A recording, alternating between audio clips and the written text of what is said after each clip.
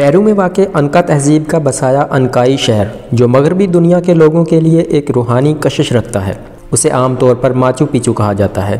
1983 سے اقوام متحدہ نے اس مقام کو تعلیمی اور تاریخی اثاثے کا درجہ دے دیا ہے۔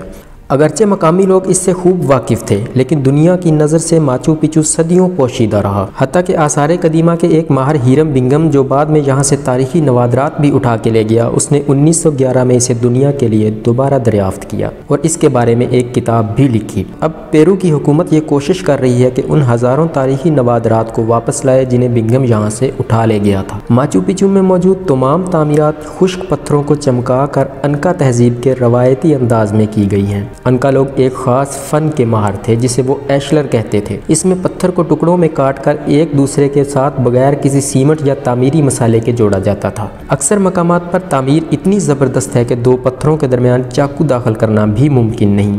گمان غالب ہے کہ انکا لوگ پہیے کا عملی استعمال نہیں کرتے تھے، چنانچہ یہ سوال کہ انہوں نے بڑے بڑے پتھر کے ٹکڑوں کو یہاں کیسے منتقل کیا اور کیسے ایک دوسرے کے اوپر رکھا، یہ ایک راز ہے۔ عام خیال یہی ہے کہ ان پتھروں کو سینکڑوں انسانوں کی مدد سے ڈھلان دار میدانوں میں لڑکا کر یہاں پہنچایا گیا ہوگا۔ یہ معلوم کرنا بھی مشکل ہے کہ انہوں نے اس تعمیر کا کوئی تحریری ثبوت چھوڑا ہے یا نہیں، کیونکہ ان کی تحریر، جسے حفظ کہتے ہیں، ابھی تک ترجمہ نہیں کی جا سکی۔ اس مقام پر 140 تعمیرات ہیں، جن میں مندر، مقدس مقامات، پارک اور چھپردار چھتوں والے مکانات شامل ہیں۔ یہاں 100 سے زائد زینے ہیں جو زیادہ تر گرینائٹ کے ایک ہی پتھر کو کاٹ کر بنائے گئے ہیں۔ اس سے بھی زیادہ فوارے ہیں جو آبی راستوں اور نکاسی آب کے راستوں کے ذریعے آپس میں جڑے ہوئے ہیں۔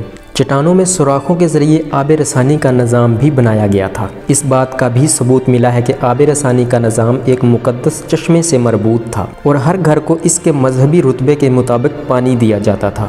آثار قدیمہ کے مطابق انکائی شہر ان 3 بڑے حصوں میں بٹا ہوا تھا، جن میں مقدس علاقہ، رہائشی علاقہ اور مذہبی رہنماؤں اور نوابوں کا علاقہ۔ اینڈس کے پہاڑی سلسلے میں یہ شہر 9060 فٹ کی بلندی پر بنا ہوا ہے۔ ایک خیال کے مطابق اس شہر کی تعمیر 1440 میں شروع ہو گئی تھی اور اسپین کے پیرو پر قبضہ کرنے کے سال یعنی 1532 تک جاری رہی۔ تاریخی ثبوتوں اور کچھ جدید تحقیق کے مطابق ماچو پیچو کوئی روایتی شہر نہیں بلکہ انکا کے رئیس لوگوں کے آرام کا ایک علاقہ تھا۔ اس علاقے میں ایک بہت بڑا محل ہے اور اس کے صحن میں انکا دیوتاؤں کے مندر ہیں، جبکہ ایک طرف ملازمین کے رہائشی گھر ہیں۔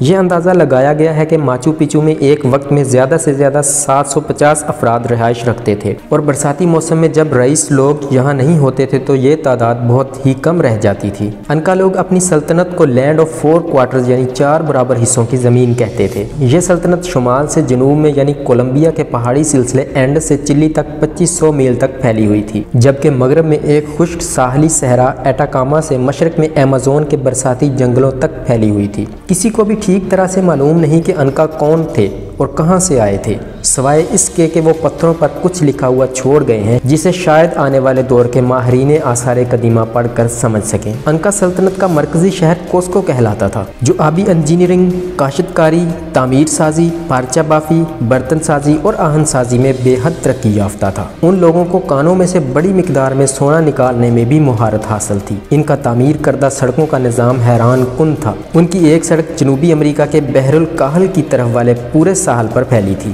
تاہم خزانوں کی تلاش میں آنے والے ہسپانوی حملہ آوروں سے گھبرا کر انہوں نے اپنے علاقے اور شہر خالی کر دیے۔ خاص طور پر جب ان کے آخری حکمران کو 1572 میں قتل کیا گیا تو وہ منظر عام سے غائب ہو گئے۔ ماچو پیچو میں ایک دلچسپ چیز جو دریافت ہوئی ہے وہ پیانو جتنا بڑا ایک چوکور پتھر ہے جس کی سطح پر ایک چھوٹا سا ستون تراشا گیا ہے۔ اس پتھر کا نام انتی ہواتانا ہے، جس کا مطلب سورج کو گرفتار کرنا ہے۔ ہسپانوی قبضے کے دوران ایسے پتھروں کو ہسپانیہ کے حملہ آوروں نے تباہ کر دیا تھا، لیکن ماچو پیچو ان کی دسترس سے محفوظ رہا۔ وسط بہار اور وسط خزاں کے دنوں میں جب دھوپ اس پتھر پر پڑتی ہے تو اس کا سایہ نظر نہیں آتا۔ کہا جاتا ہے کہ ماضی میں انکا لوگ یہاں خاص عبادت کیا کرتے تھے اور یہ سمجھتے تھے کہ پتھر نے سورج کو ایک جگہ باندھ رکھا ہے۔ ایک قدیم روایت کے مطابق کوئی حساس شخص اگر اس پتھر پر اپنی پیشانی ٹکا کر آنکھیں بند کرے تو اس پر روحانی دنیا کے دروازے کھل جاتے ہیں۔ انکا قوم کی دولت اور تہذیب و ترقی دیکھ کر بہت سے ماہرین بشریات اور آثار قدیمہ کو اس قوم کے بارے میں جاننے میں دلچسپی پیدا ہو گئی ہے، خاص طور پر یہ معلوم کرنے میں کہ وہ صفحۂ ہستی سے کیسے مٹ گئے۔